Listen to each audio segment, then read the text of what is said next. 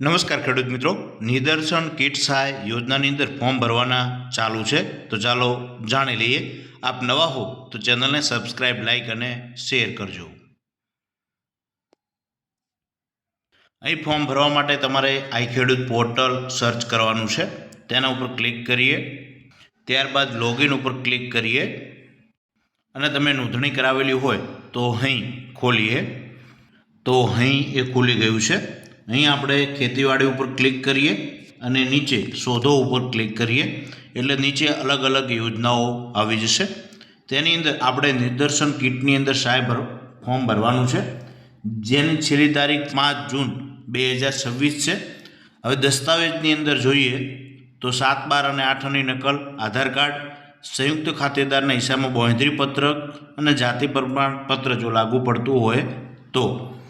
ત્યારબાદ આગળ ક્લિક કરીએ તો નિદર્શન કીટ, જેની અંદર અલગ અલગ પાકોમાં ઘઉં છે, ચોખા છે, બરાબર છે, દિવેલા છે, રાઈ છે, તલ છે, અલગ અલગ પાકો માટે તેની અંદર એ નિદર્શન કીટ સહાય મળતી હોય છે.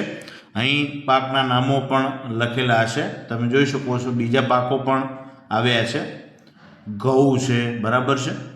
એટલે જે ખેડૂતોએ નિદર્શન કીટની અંદર ફોર્મ ભરવાના હોય એ ખેડૂતોએ ભરી દેવા.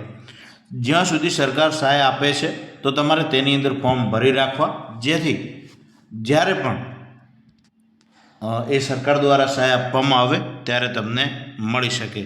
તો અલગ અલગ પાકોમાં આ નિદર્શન કીટ છે.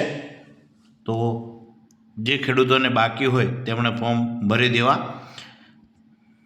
આપણે ગામડાની એક કહેવત છે કે ફોર્મ ભરેલું હોય તો કે પાકે. ભાઈ, ફોર્મ ભરેલું હોય તો પાકે. એટલે તમારે ફોર્મ ભરેલા હશે તો ભવિષ્યમાં તમને સહાય પણ મળશે. Thank you. આભાર. જય હિન્દ, જય ભારત.